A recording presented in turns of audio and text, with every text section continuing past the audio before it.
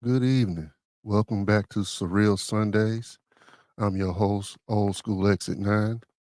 And today we're going to get into a serious topic of maternal abuse and the effects it has on our sons.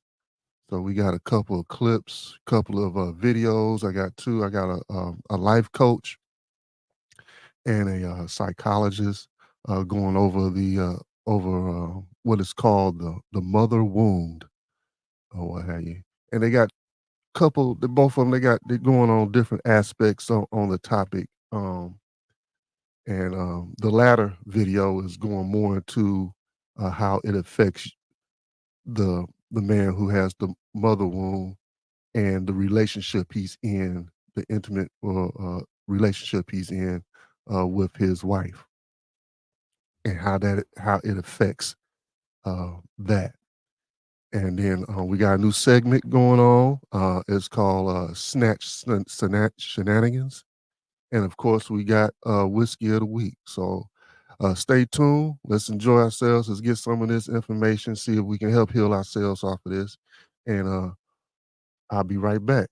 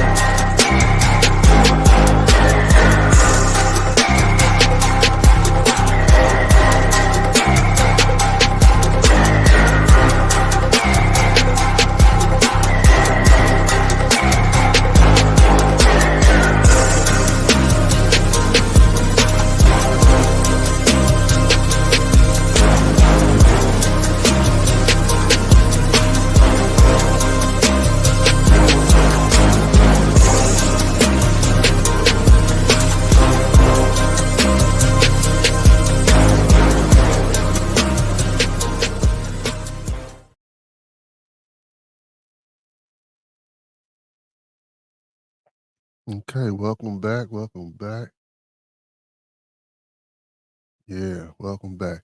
So the first video we're gonna get into is like the very pinnacle of maternal abuse. And this happened about a month ago in New Jersey. Mother charged with killing her children. Mother charged with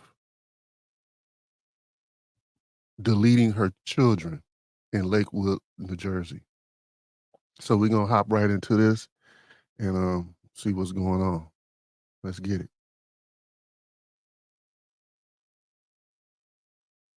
A mother in New Jersey is accused of killing her own children. Authorities say police were called to the home in Lakewood on reports of two children suffering from cardiac arrest. CBS News' Christine Sloan joins us live from Lakewood. Christine. Well, Mary, that mother has been charged with 2 counts of murder in connection with the deaths of her own 2 children, ages 1 and 3. Police were called to this house behind me here on Shenandoah Drive in Lakewood on Tuesday.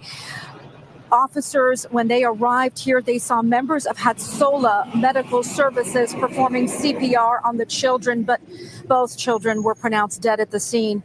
The Ocean County prosecutor says a 27-year-old mother identified as Naomi Elkins drowned both of her children. Law enforcement sources tell me in a bathtub. Investigators say the younger child was also stabbed.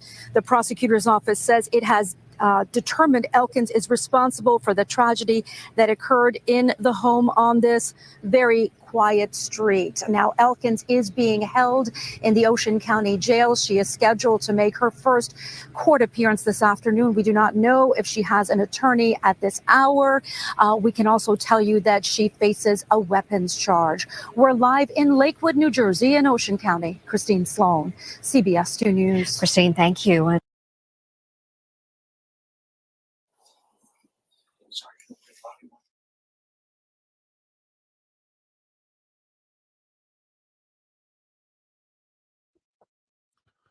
Now, I showed that video again. That's the pinnacle. That's the ultimate maternal abuse, and I don't understand why. This is one of many situations where the mother decides to delete the children. Rather, she has lost custody of them to the father. Um, the father just begins not to subject himself to the manipulation that she has been using the kids for. So he says, "Okay, I'm not playing that game anymore." Well, then the pieces to the chessboard are not needed anymore, and it baffles me why you just don't give the kids over to their father.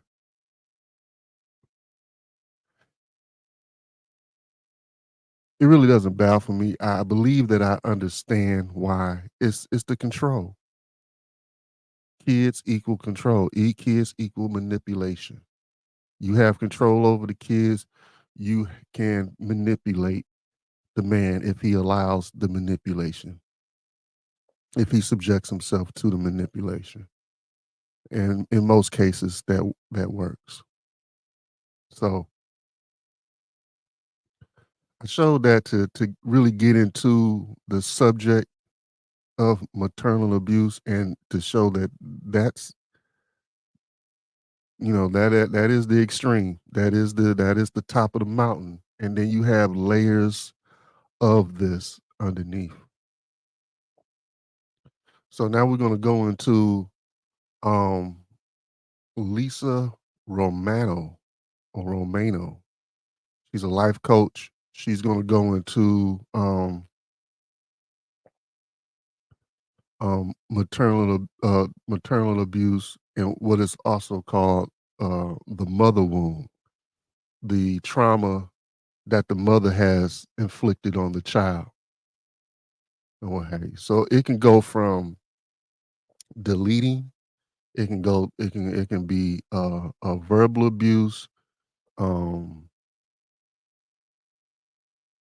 uh, less than deleting, physical abuse, um, verbal abuse, which eventually, or not eventually, instantly becomes emotional abuse. So emotional abuse is the broad uh, uh, subject for all of that falls underneath that. So let's get into what Lisa Romano has to speak on. We're going to get into it.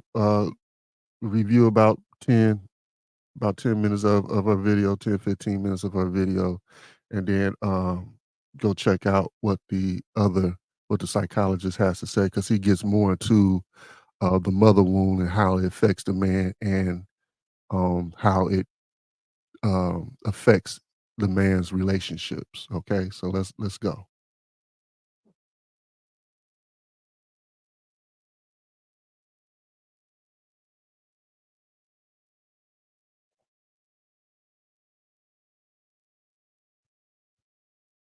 So today we're going to be talking about sons and their mother wounds.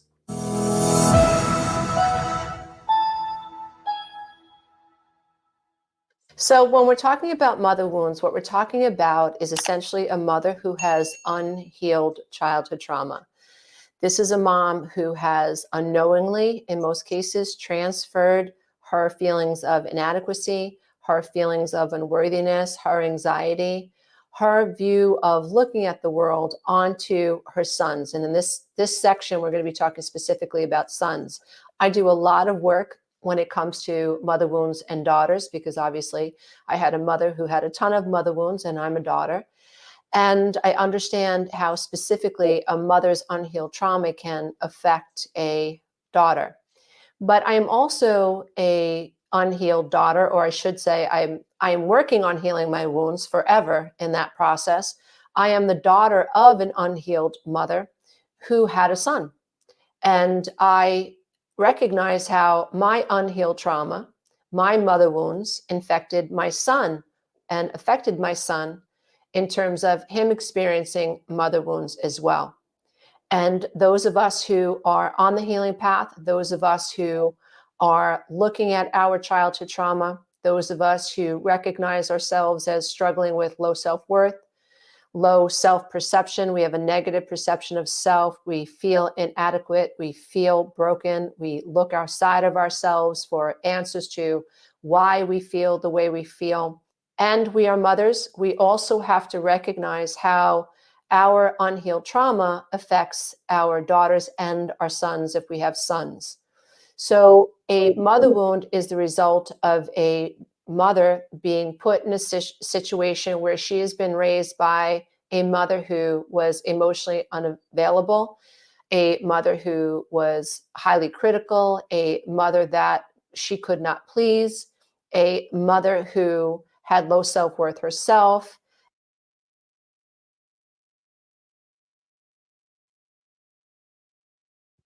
Now, as you will find, I will go into topics that I personally have experience in.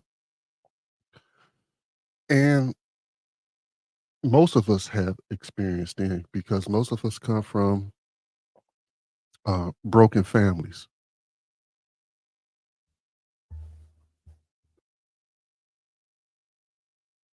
Okay. So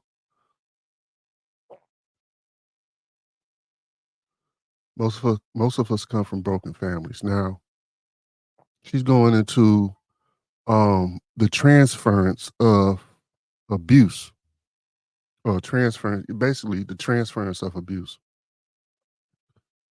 She went into what she's transferring over to the mother's transferring over to um the son or the children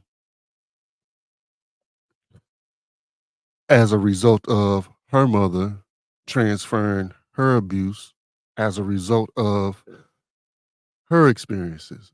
It's generational.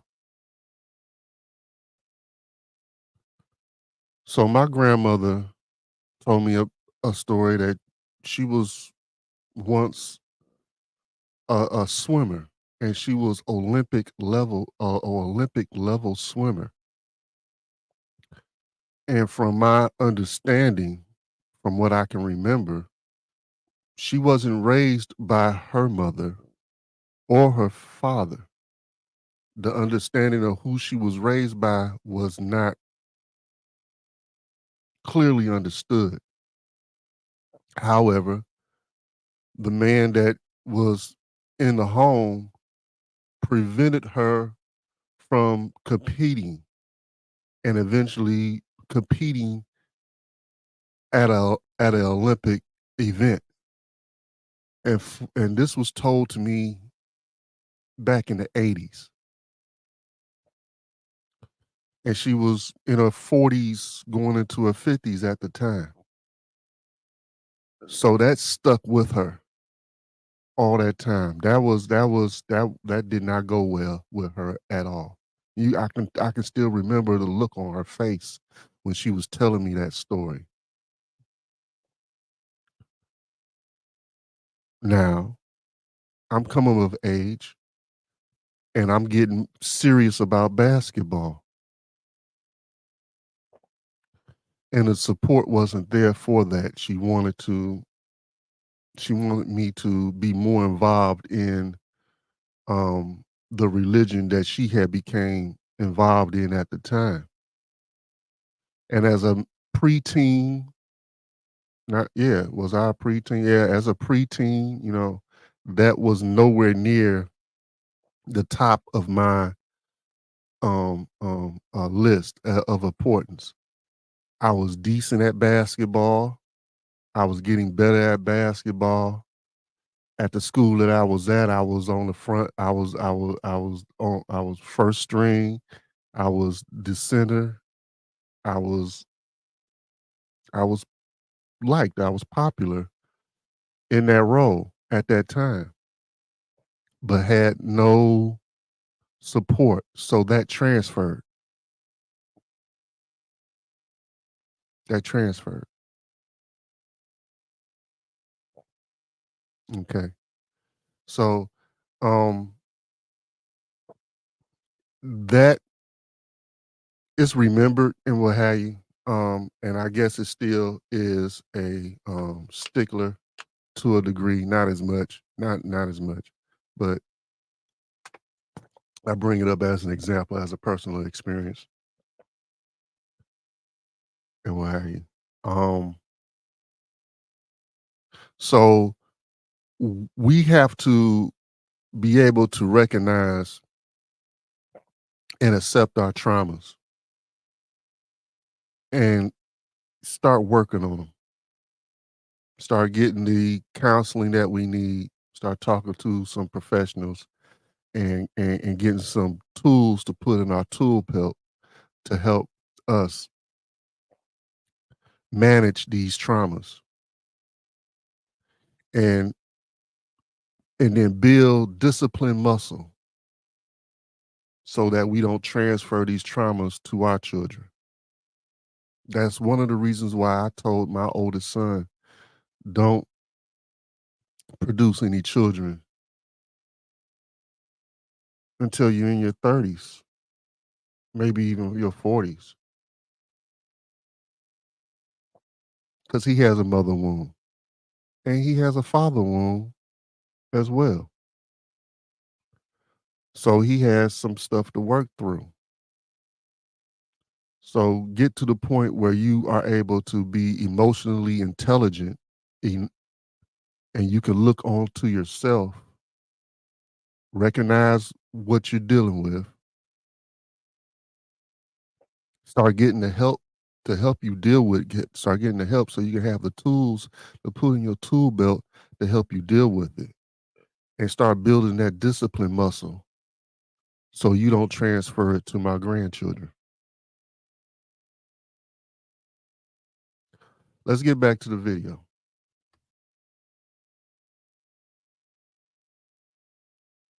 A mother who had unhealed trauma. In my situation, I was raised by a mother who was the adult child of two alcoholics. And my grandmother came from extremely humble beginnings, a lot of abuse on her side of the family. And you can just see that mother wounds are generational and how we pass them down from one generation to the next. The Bible says the sins of the mother and the father fall on the sons and the daughters. And so this is how programming works. This is how generational trauma works. And it's important for us to take the time as moms to recognize how our trauma affects our children. And today we're talking about how that trauma affects our sons. So trauma that we pass along to our sons is felt on a visceral level.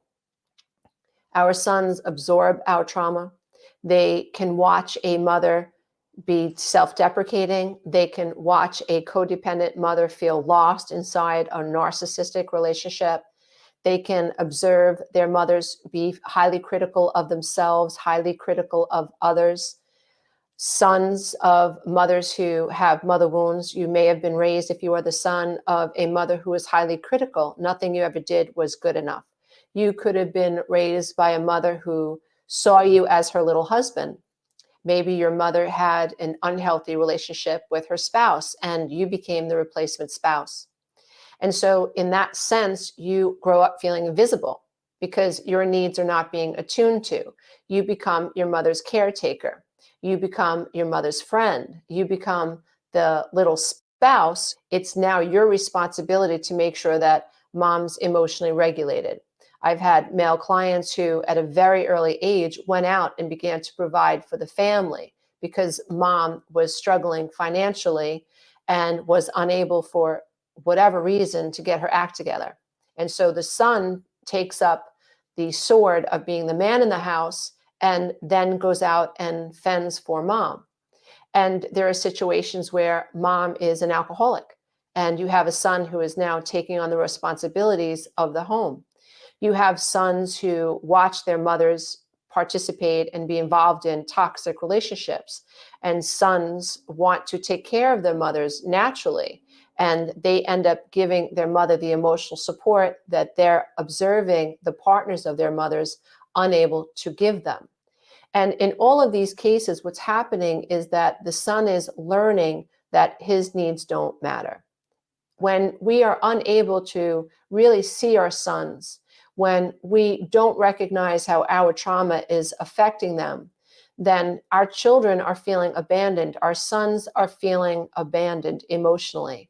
When we are unable to attune to them, when we cannot soothe our own emotions, when we are emotionally dysregulated as mothers, when life is so stressful and we're freaking out, our sons are observing this. And we have to also recognize that this creates panic in our sons. When mom is losing it, a son feels like it's his responsibility to fix it in lots of the cases. And they will fawn. They will people please. Mommy, please don't be angry. Please don't be angry. I'll do anything, mommy, and anything, mommy. And sons can feel responsible for a mom being angry. It's all my fault. I'll fix it, mommy. I'll fix it, mommy. This is a son who is learning that it's his responsibility that mom is upset and his responsibility to fix it. This is where shame comes from. This is where over responsibility comes from. What makes this an even more terrible situation, in my opinion.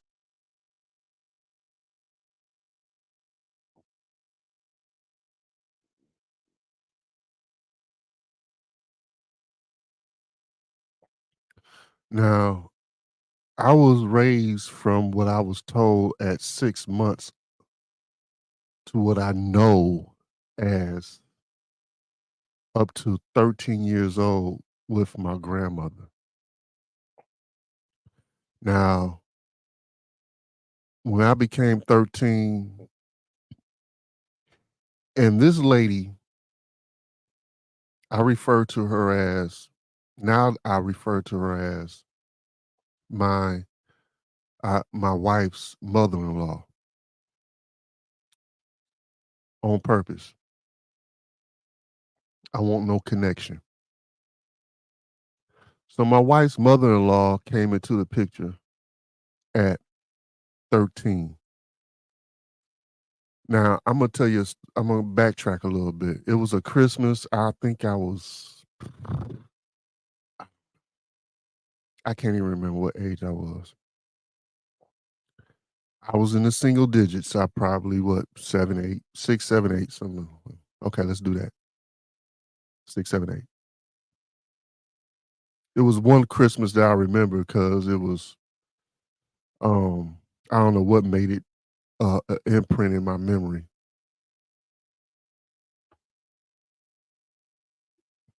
Maybe because this face was there. I'm not sure. It was a Christmas where I had got a Fisher Price turntable, a silver all metal radio Walkman that I can put on my hip, and I got some other gifts, but those are the two that I can remember. And I remember her showing up either the day before or the day of, as far as Christmas Eve or Christmas.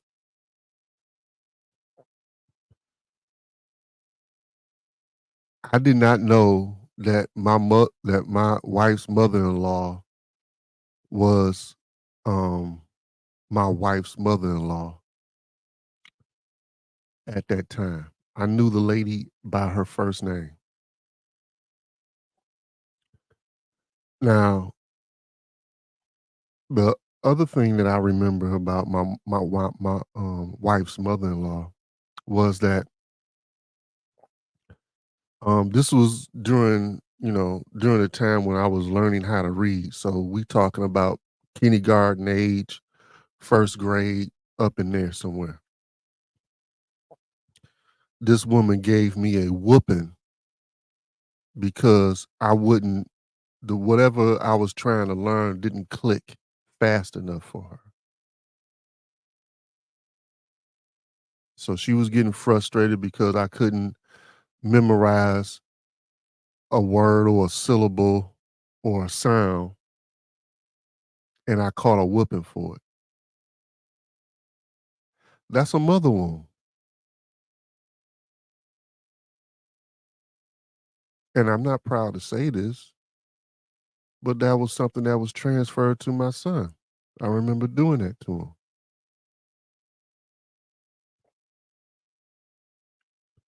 And I didn't have the discipline muscle to stop it because I recognized it at the time and still went through with it.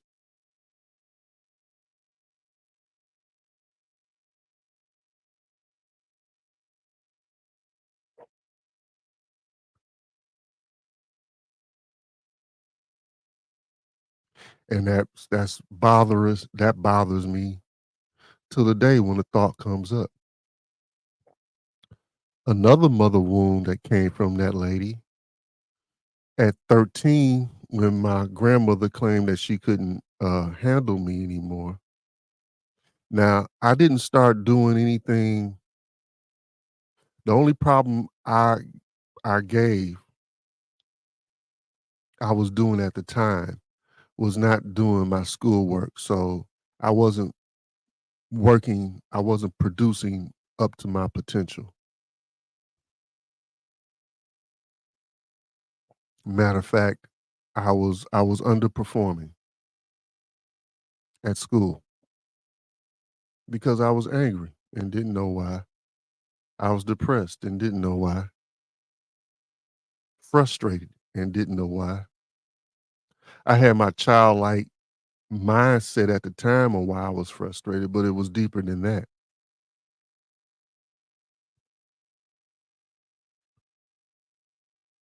So at 13, I moved in with my wife's mother-in-law.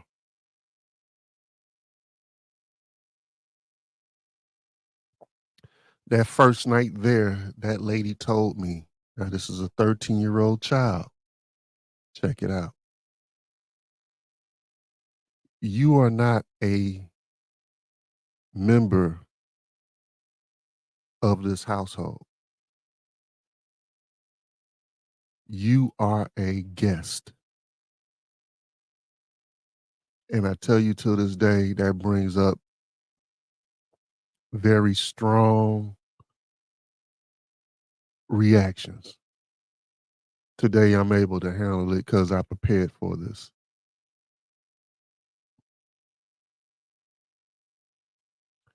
Very strong a very strong internal reaction, and that one burns like hell till this day.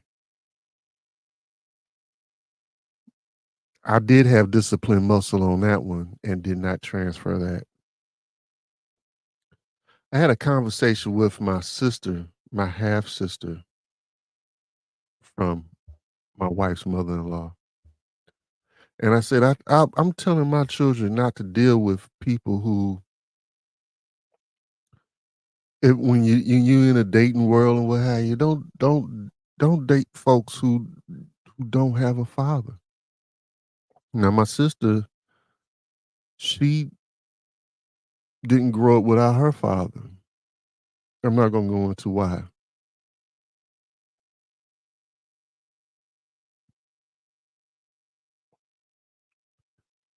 I don't know if she got connected with him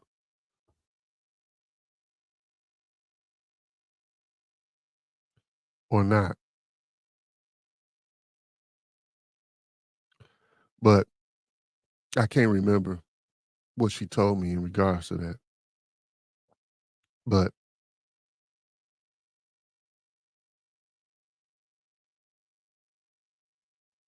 So she took offense, like, hey, you took a squat on me.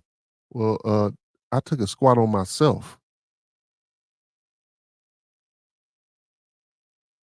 Why teach our children to get into situations with people like us,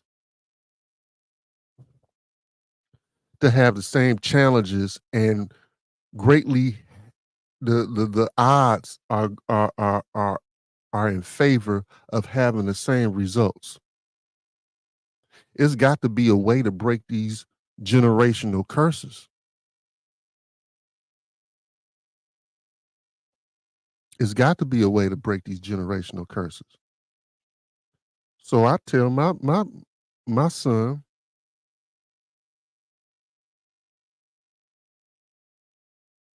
of course he's not listening, not to deal with folks that do not come with two-parent households.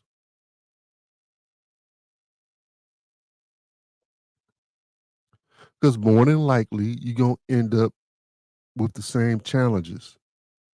You're going to end up with the same result, and then your children end up experiencing the same thing you experienced. And the generational curse continues.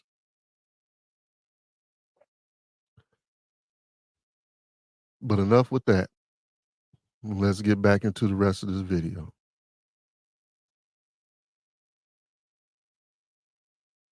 Opinion is that men in our society are often given the message that they're supposed to be unemotional, or they get this impression that being emotional is wrong. They grow up hearing things from their own fathers, father wounds, saying, suck it up. Only babies cry. Don't be a girl. You're a sissy if you cry. Big boys don't cry. Men don't cry. Be tough. Be tough. What does that mean? On one side of the equation, the parent table, we have mothers who may be emotionally unavailable, may be overly emotional and caught up in their own trauma, their own CPTSD, and be completely overwhelmed with their emotional landscape and not recognize that that situation makes them unavailable to their children or their sons. Then the other side of the parent table, you might have a father who is completely shut off from his emotions, who is completely cut off from his emotions due to his own mother wounds and his own father wounds, thinking that men don't cry and it's wrong to be emotional. And so when we're talking about little boys may oftentimes experience the one message where they hear their fathers say, big boys don't cry. So that means I have to cut myself off from my emotions. And on the other side, they see that their mothers are so over emotional and mom can't be there for them. And if a mother can't soothe her own emotions, then she's going to be super frustrated when her son starts to act up at 2 or 3 or 4 or 5, and she can't manage his emotions. That's when a lot of unaware parents and unconscious parents resort to spanking their child or ridiculing their child or shaming their child or withholding love from their child or screaming or yelling at the child. You can't negotiate with a 5 or 6-year-old. They are completely limbic. You can't. All you can do is understand where they're coming from, and in the best case scenario, remain calm. But in order for a parent to remain calm, they have to be conscious. They have to be understanding of their trauma. They have to understand that they might not know how to emotionally regulate, or they might be very controlling and think that if their children look good, if their children perform well in school, if their children have everything a child could ever need, what could go wrong? A lot could go wrong, because what really children really want more than anything and need is an honest, authentic connection with their mother and their father or their caretakers. That's what a child needs.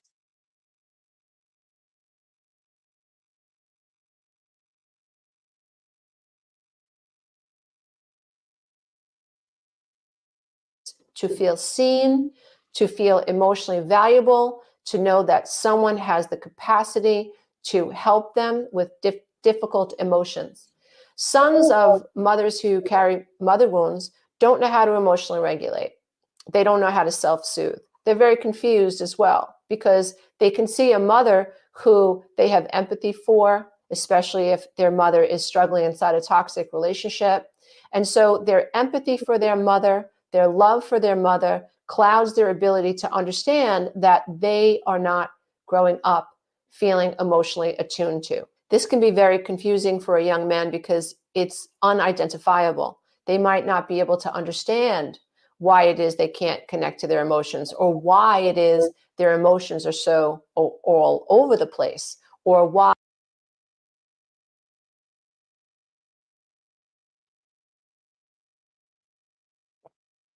Okay, I mean, we'll be all day checking this video out. Very informative. Um, Sons and mother wounds, loving men who raised by emotionally unavailable mothers. And this is by, let's get back to the beginning of her video so I can get her name again.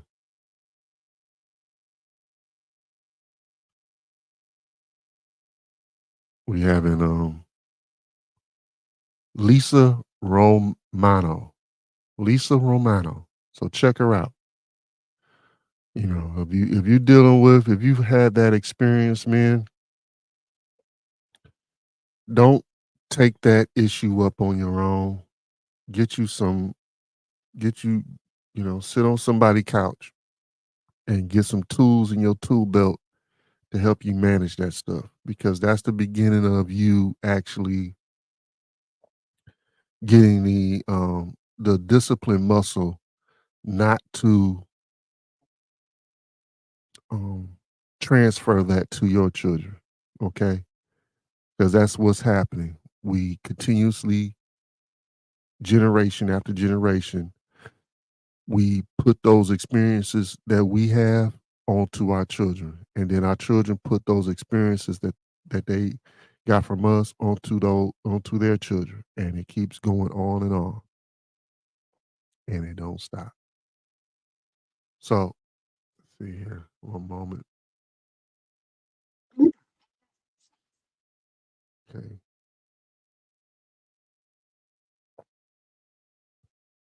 all right. So, let's see, got that set up. So,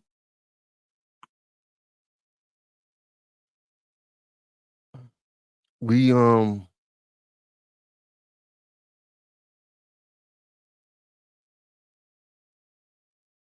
we have to find ways to stop this negative cycle that our people are in. And it goes deeper than what we talking about today. It goes deeper than that on how it all started. We don't have time to get into it, and that's not really the objective of this show.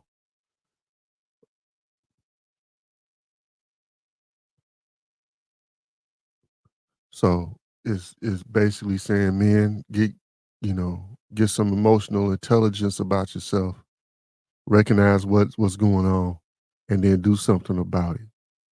And then, gain that discipline muscle so you don't transfer that onto your children. And if you already have children, the only thing I can tell you to do is do better, do different. Become another person, become the new person, become the new you, revise you. And hopefully that can be accepted and respected, and your children will take that example over the previous example you were showing, and they'll take some attributes off of the new you. So we got another video. Isan and Anwar and War. Isan and War. And he's a psychologist. This was posted about 3 months ago. And he's going more into the mother wound and how it affects men and their relationships with their wives or intimate relationships. So let's get it.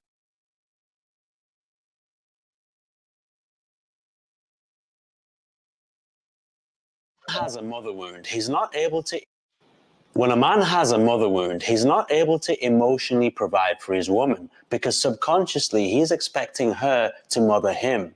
He's very defensive. Whenever she brings up her needs or expresses her emotions, he perceives it as a criticism towards himself, which leaves her feeling lonely and uncared for, even if he's providing for her financially. This is just one common form of the mother wound, usually there in traditional men or men raised in religious.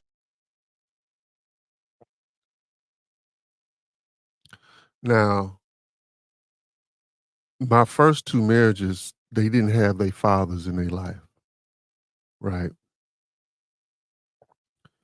My first marriage, I started in my early 20s. It lost esteem as I think I was in my 29, 30 when it dissolved. And I was starting to be I was during that time, I was evolving into I really don't know how to describe it, but, um, the superficial, or I shouldn't say superficial, but what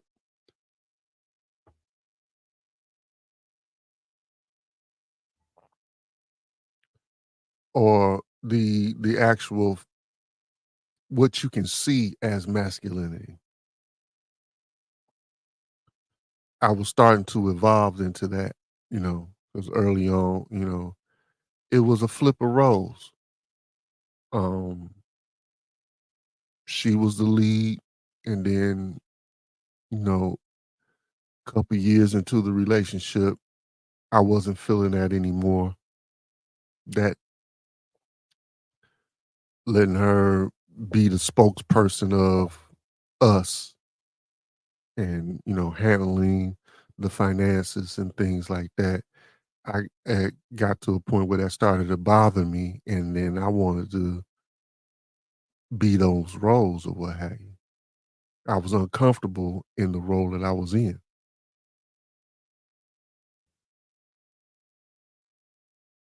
So,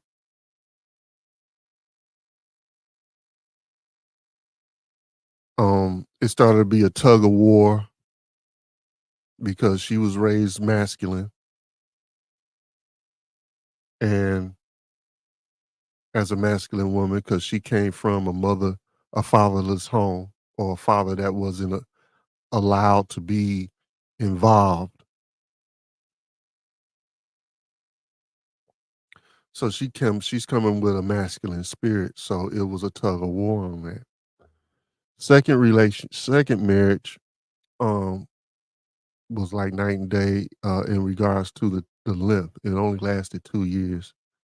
I was already at that point where I wasn't accepting certain behaviors from a woman.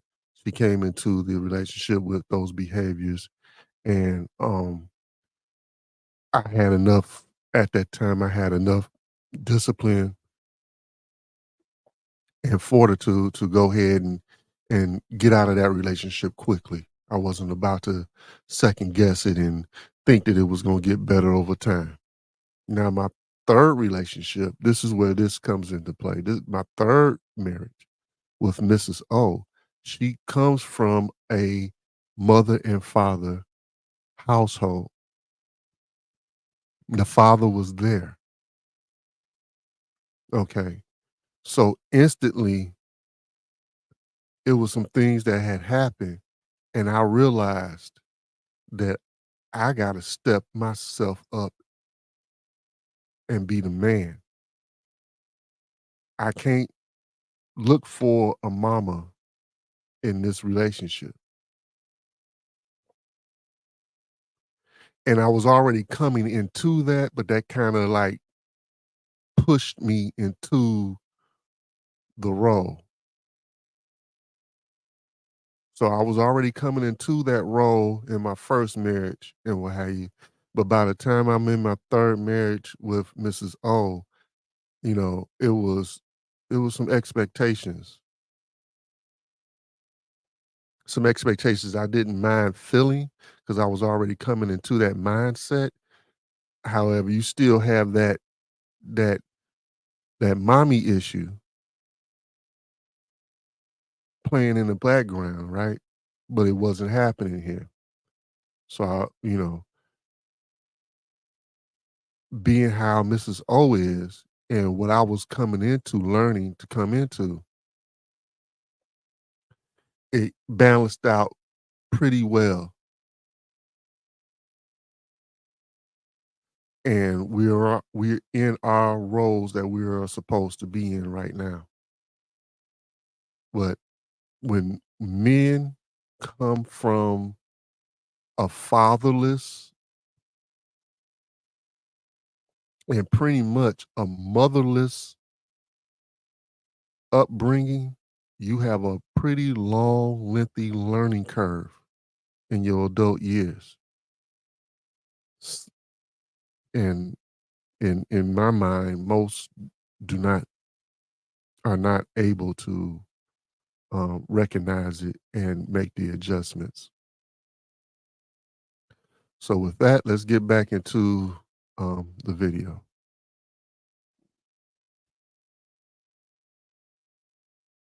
His families. It causes a lot of pain and devastation to his woman in two different ways. Number one, her emotional needs are not being met, and she's exhausted from having to censor her words and her actions from fear of triggering him. The stress and anxiety of living in fear constantly over time creates damage in her body and her mind, or even physical disease depending on how volatile he is. The second way this style of mother wound damages his partner is because fundamentally he doesn't view her as an equal. And this usually comes because he saw his mother not receiving much warmth, emotional connection, and respect from his father. So this is transferred as a blueprint for how he sees women in general and relationships. Although he might give more respect and affection to women outside of his home, outside of his relationship, it's inside of his relationship where his true emotional center is revealed. So this video is designed for everyone to learn from, including the men who have this wound, including their partner, and even their children. Because the more we're able to understand someone's behaviors instead of just judge it or label it as narcissism or whatever label we want to stick on it, having a deep understanding of the roots allows us to navigate the chaos that comes with it and also heal ourselves. So before getting into the roots of this mother wound, let's talk a bit more about how it shows up in reality. Typically, he also had a father wound, a father that was very strict, oppressive, and pushed him towards achievements and working hard. So now he thinks that his only job is to bring in money and get things done. At the same time, he wants to be appreciated for his hard work, which he should, and receive the warm nurturing and care from his partner. But the problem is that when she wants emotional connection in return, he perceives it as criticism. He gets defensive. And instead of seeing her bids for connection as a valuable feedback as to where the relationship can be brought closer, instead of seeing her expressions of unhappiness or her saying that you're working too much, I don't feel your presence, I don't really feel you here with me, instead of seeing that as a valuable signal as to where she needs his love, he just interprets it as she's attacking me, she's out to get me, she doesn't appreciate my hard work, and she's selfish and she's ungrateful. And he'll project this outwards, usually in either nasty words or becoming emotionally disconnected, withdrawing his love, giving her silent treatment. He basically has an inability to have a mature and safe and calm conversation about whose needs are being met and where are they not being met and how can we come together to resolve this. It usually turns into heaviness or even fireworks. He'll bring up a lot all the things that he's done. I've been working so hard. I'm tired. Why don't you appreciate me? You'll notice that he falls into victim consciousness a lot and he doesn't really hear what you're saying. He can't listen to the words you're saying, and especially he can't feel your emotions. He can't just sense whether you're sad, whether you need a hug, whether you just need to be held. He can't listen without formulating a mental response immediately and combating you and treating you as an opponent rather than someone to come close with. It's important for me to say that this style of the mother wound varies massively, even in its root, which we'll come to later. But even in the symptoms, it can take a lot to trigger him, or it can take almost nothing at all. For example, you're unpacking a new item that you've just bought for the house, and he's already getting stressed because you're not doing it in exactly the way that he wants you to do it. So there's always an element of self-absorption, control, and a lack of allowing you to be who you are. That's the common thread. But how easily it's triggered can vary a lot. And also what he does when he's triggered can vary a lot, from giving you silent treatment to using nasty names to just shutting down and wanting to walk away instead of talk this out. So in summary, very defensive, will punish you for expressing yourself, and in general, not able to emotionally read where you are, which would make you feel emotionally protected, emotionally provided for, safe, loved. And when you try to spell it out, he just throws it back in your face and takes it as you attacking him. The more wounded he is, the more defensive and volatile he will be, even if you're expressing yourself with the utmost care and respect. Before I go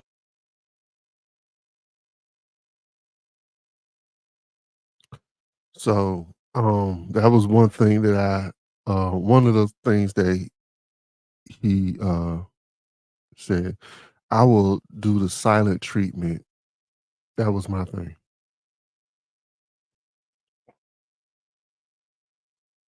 That was one of the passive aggressive uh uh things that I would use at I would do the silent treatment.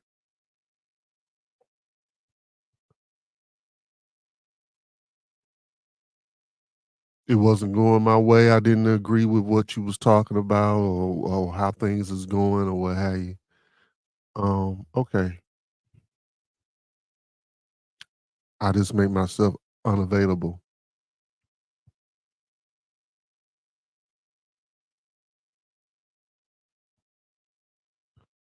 So I recognized that and I worked on that, and now um I like to, when I see stuff brewing in the pot, I like to nip it in the bud. I don't want to go through the silent treatment thing. I don't. Hey, what's going on? I don't want to hear about the shit 6 months from now, because I done forgot what all the elements, all the particulars, all the intangibles of what's going on right now. 6 months from now, I done forgot all the little variables that was in play. So when you come back and you want to say whatever about this shit 6 months from now, I don't have anything to stand on,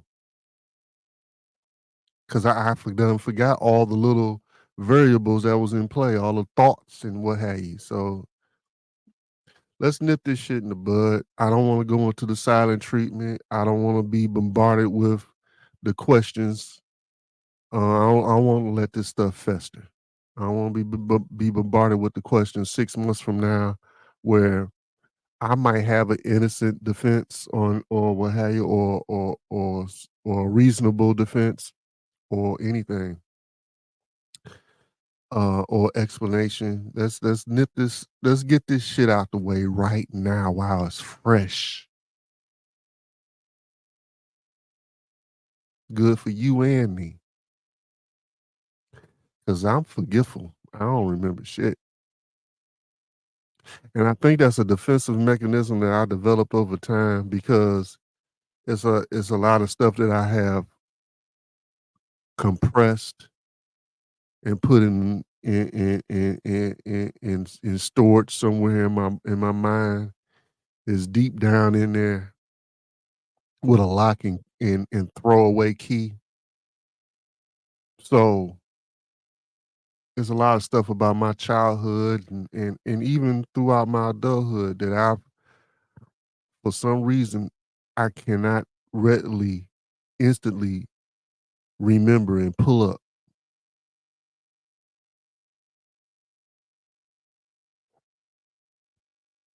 So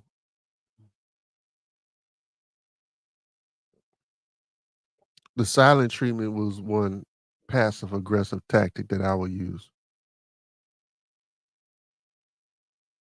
in order to gain control over whatever was going on. It worked to a certain degree in the first marriage.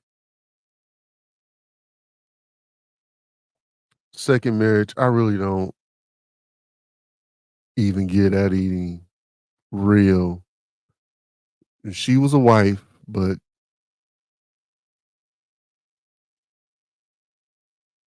I really don't get at any real substance.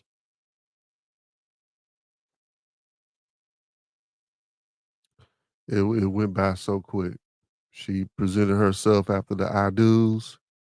She brought out who she really was, and then I had enough fortitude to get to put that away.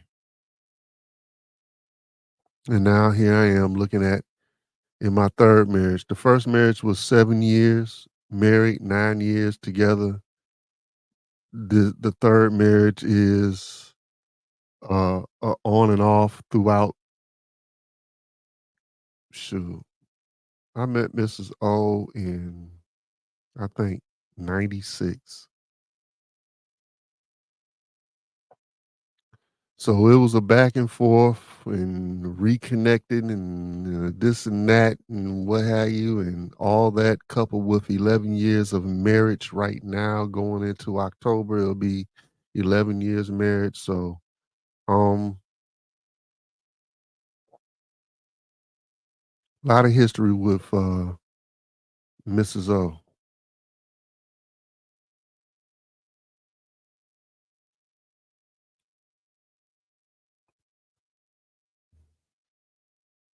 And the way it went, it should have went because I would have destroyed my relationship with Mrs. O at an earlier age. When I finally married Mrs. O, I was coming at the end of what I was dealing with and coming and starting to become into the mindset that I have right now. And the emotional intelligence that I have right now. And more so over all of that, the discipline that I have right now. Because you can have all the knowledge in the world. Do you have the wisdom to apply it? That's the difference. Knowledge is nothing without wisdom. It's a difference. Knowledge is having aware of facts. Wisdom is knowing when is the discipline of knowing when to apply those facts.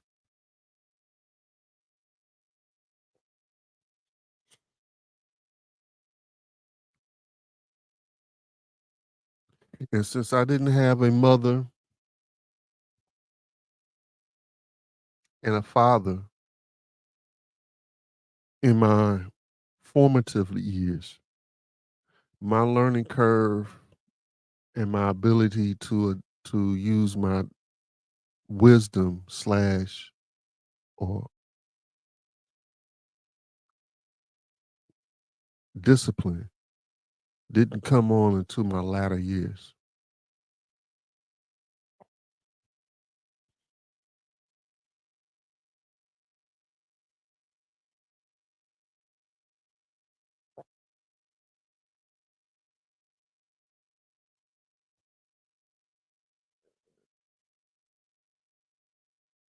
So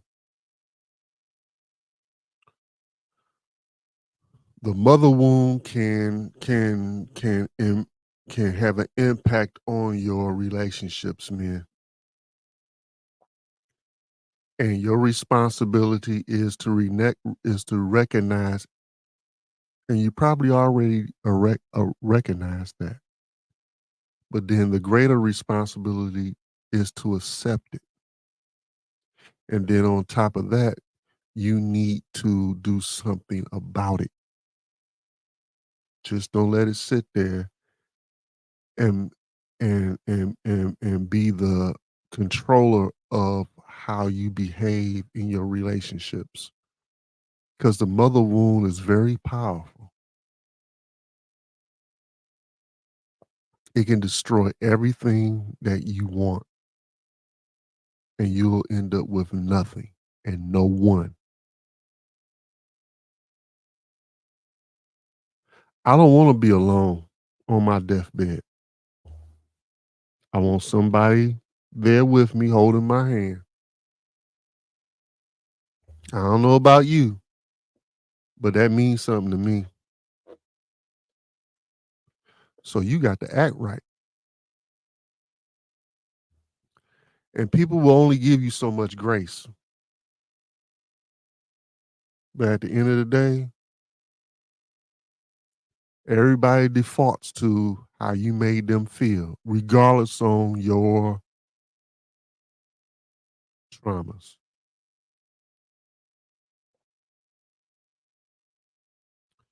Everybody's concerned about how they were treated, regardless of your traumas. You got to recognize and furthermore get control of your traumas and how they make you behave. You got to control your behavior. You can't use this stuff as an excuse. It doesn't work.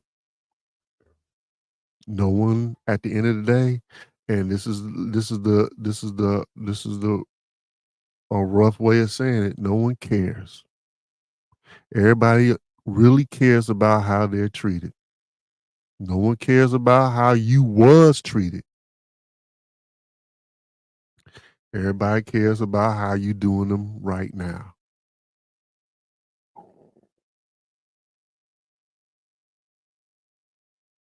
So get your mother wounds under control, fellas. Get your butt up on somebody's couch so you can start getting some tools in your tool belt to help manage this. It's prevalent throughout our community, throughout our people. We are destroyed of this. And do something about it before you end up on your deathbed by yourself. Now we got a new segment in the Surreal Sundays. It's called Snatch Shenanigans. And it's kind of in line with what we already are talking about. A Miami Gardens mother acted after police say she was caught on camera abusing her daughter. So let's get into it. Let's see what this snatch did.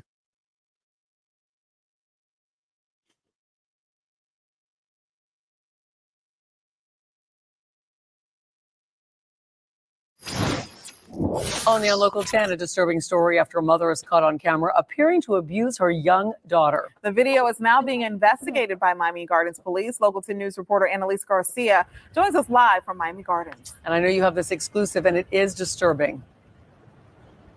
It's absolutely disturbing to watch, and that's just a warning for the viewers. The woman appears to be on the phone with the father of her child just before she starts beating on the child. Now this incident being investigated. Why not the best solution? Eliminate the problem. A mother filled with anger and making deadly threats to her child. Since y'all don't want to handle y'all own kid, guess what? I'll eliminate her my damn self. The woman on the phone with who she describes as her child's father, who is recording the video conversation. You still don't want to handle your responsibilities, huh, David? This mother, unhinged, appears to be holding a hanger, moving towards her toddler, heard crying. You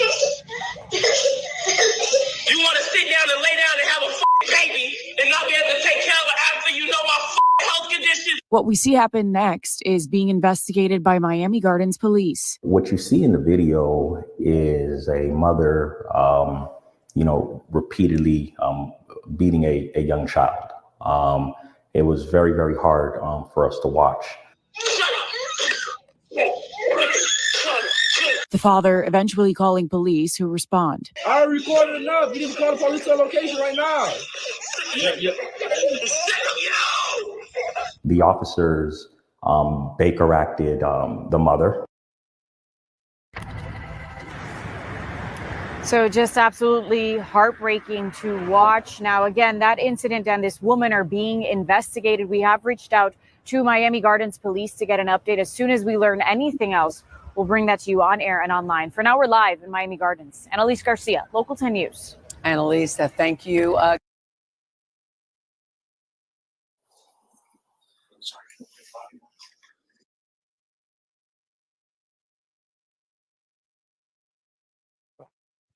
So another less than deleting case of maternal abuse. A way to manipulate the father in some form or fashion to get him to do whatever she's trying to get him to do. So she decides to put it off on the child. Ladies, just give the child to the father if you can't handle it. But I guess that's too much like right. That is too much like right. When you do that, you lose complete control over whatever else you want out of the father, right? And we all know that's wrong, but nothing's being put in play to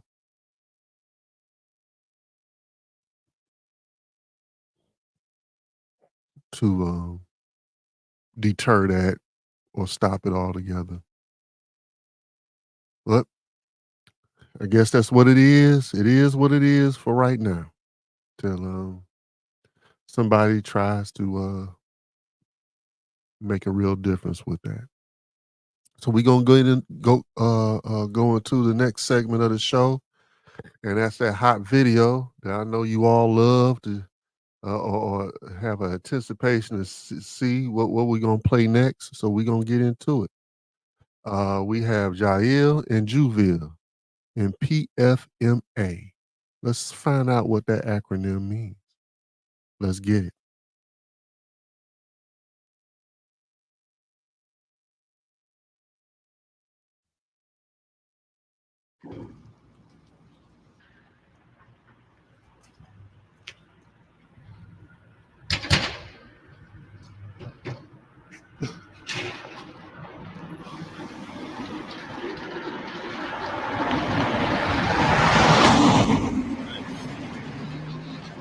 That's true. I'm going to go at a time.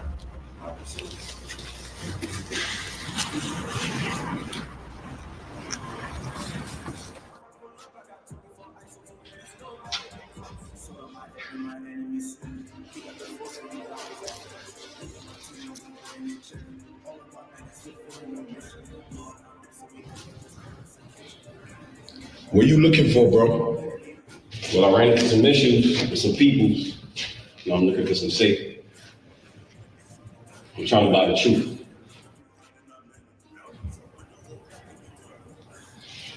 You sure you know what you're asking for, bro? Show me what you got.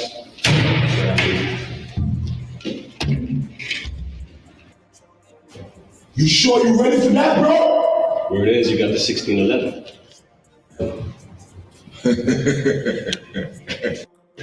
1611. You ready for the 1611s? If you need the 1611s, you gotta walk the straight path and go through the straight gates. You get that, bro? I got it.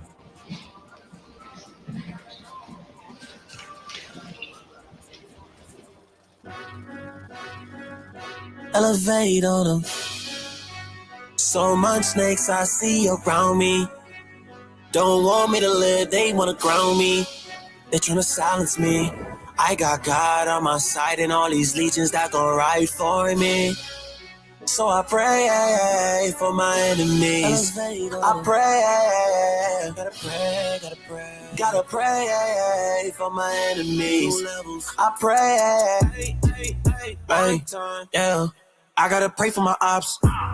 Want me to fall so bad, they pulling out all the stops. All of the work to be done and they want me to stop. Fulfilling my destiny, I'm on my way to the top.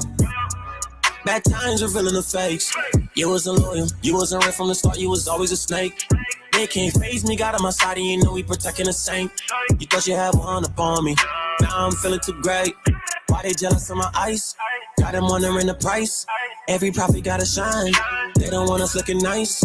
No, you wanna see us fail. We move in the spirit of Christ. They sold on sale.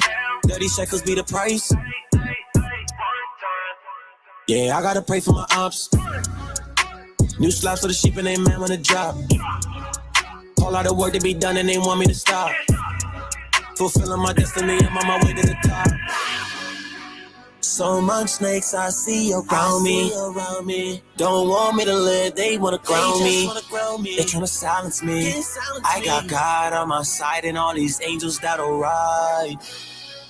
So I pray for my enemies. I pray, gotta pray for my enemies. I pray.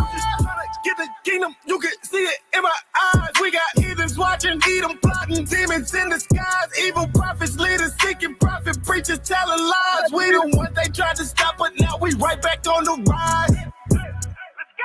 Some people just ain't for you. Already had a little feeling that you weren't loyal. I was the one who had your back when they came for you. But now you switched your side and I just can't ignore it. Ooh, stay in the box and don't come around, cause we are not equal and we do not play with the odds. We holding it down, although you're my people, I see you be hating a lot. I'm seeking the crown, I let you little niggas just stick to the scrape in the pot. You pray for the most, I to give you the drive, but you didn't stay with the route.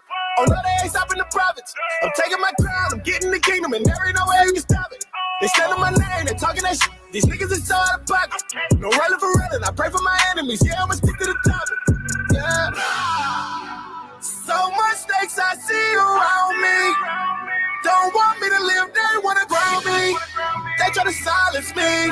I got God on my side and all these angels that'll ride. So I pray for my enemies. I pray for my enemies. I pray. We ask, O Lord, that you gather the 12 tribes of Israel together. We ask, O Heavenly Father, that you bless those of our people who hate us and beguile us. We ask a blessing, O Father, a blessing of love and mercy.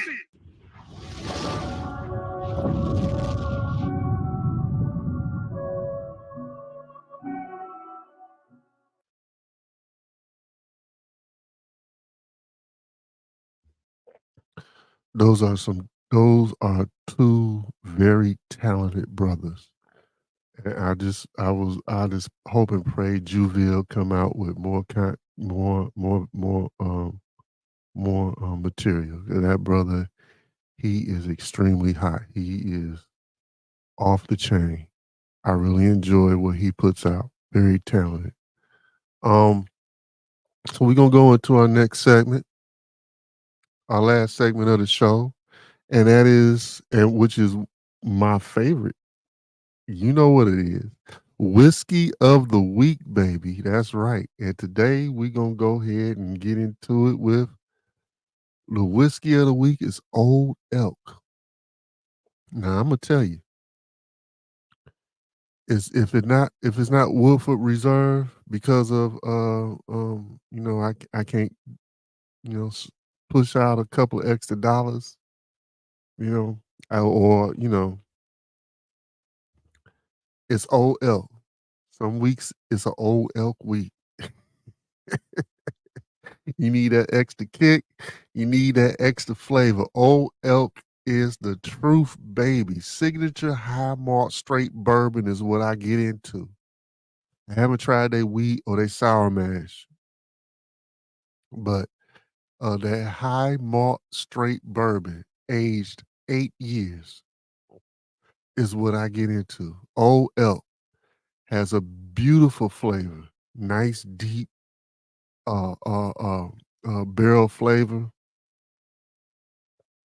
Um, um, it's just right. It's just right for me, and I believe it may be just right for you. So you go ahead and go out and get you some Old Elk. Old Elk is this week's whiskey of the week.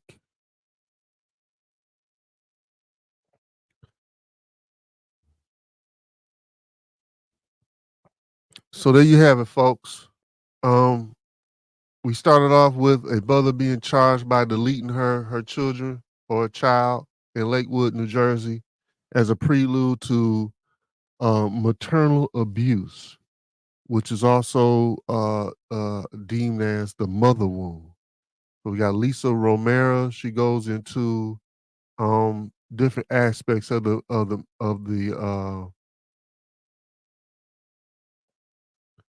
mother wound or maternal abuse.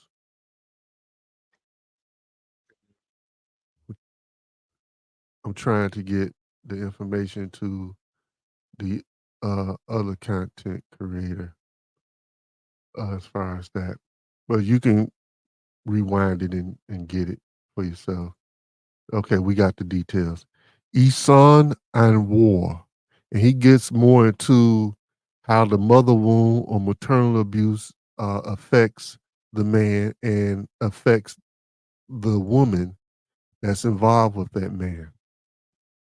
So the relationships, how it affects the man's relationships, the mother wound, the maternal abuse. Man, this stuff goes deep. This stuff goes deep. It goes deep, you know. And, these mothers that they don't in my experience, they don't stop. They continue on with their shenanigans well into the son's adulthood. I remember in my early 20s, I think I was 20, 21.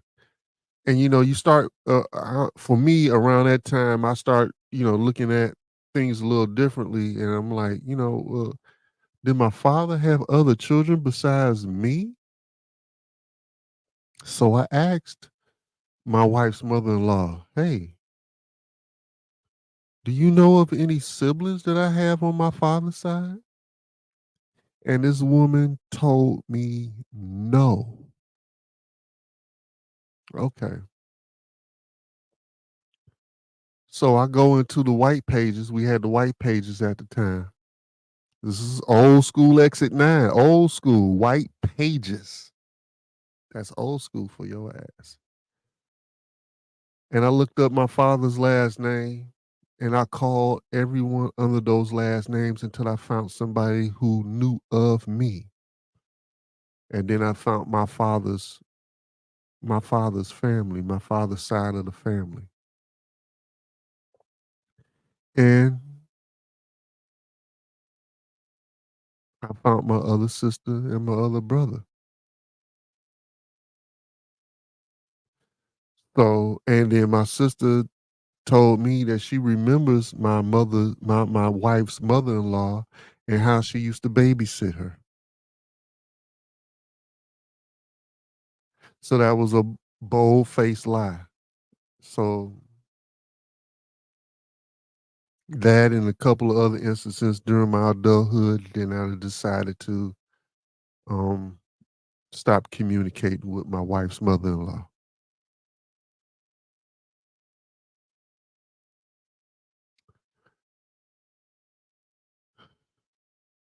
And it does not feel the best is to stop communicating because you still want that connection.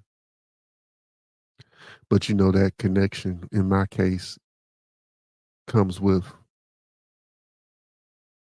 stuff that you don't want. So I decided that I don't want that stuff. And at the end of the day, I have to not communicate because I don't want the other stuff that comes with it. So I hope you enjoy Surreal Sundays tonight. Once again, along with the other topic that we dug deep into, this is going to be revisited because we really just scratched the surface of this for real. We really just scratched the surface. If I decided to go into this particular episode will be 3-4 hours. And I know everyone got that adult ADHD, and even this is too long. So this is going on almost an hour and 30 minutes. So some of y'all fell off just because of that. So um if it went on to 3-4 hours, what I'm saying, I'll probably have one person looking at this. And we don't want that. So we're gonna break this off, revisit this issue in the future and what have you. Thank you for coming to Surreal Sundays. So you could have been anywhere else in the world, but you was here with us, and we appreciate that. And with that, we say shalom. Shalom, family. This is Mrs. O. Oh, let's get a word from Mrs. O, and then we're gonna go head off into the outro.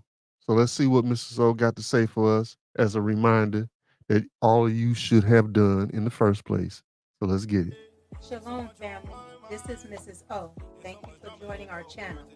If you enjoy our content, please like, share, comment, and subscribe to our channel. If you would like to support our channel, you can do so by scanning the QR codes to the Cash App or the PayPal in the lower left corner. We would greatly appreciate it. Enjoy the show. And with that, once again, we are out. We'll see you next Sunday. Hope you have a beautiful week. Hope your weekend was everything you wanted it to be. And I love you all. Thank you for coming in. And I'll see you next Sunday. Peace.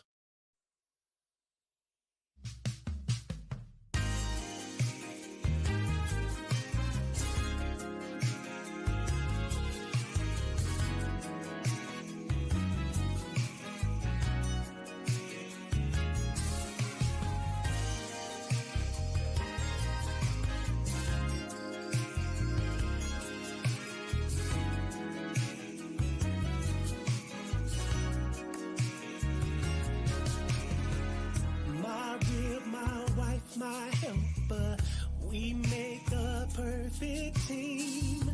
We gotta stay together, good or bad, just like Al Green. You're my best friend. I know I can count on you. You complete me, made for me. This is how it should be. Whoa, whoa.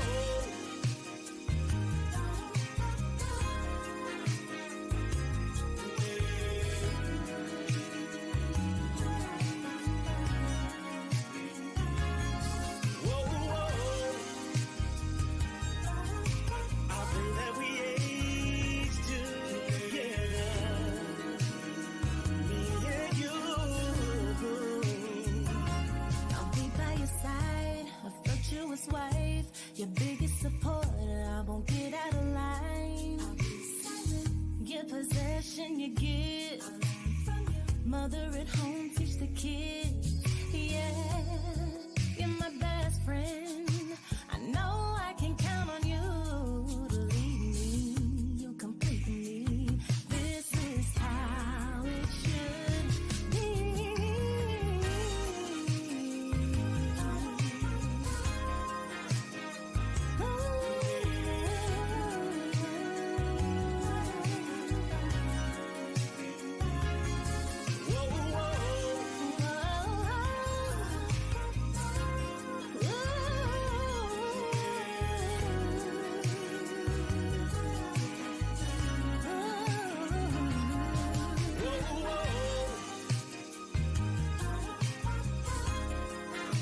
So glad I got you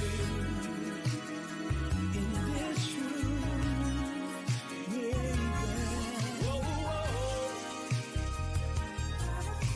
I pray that we age together.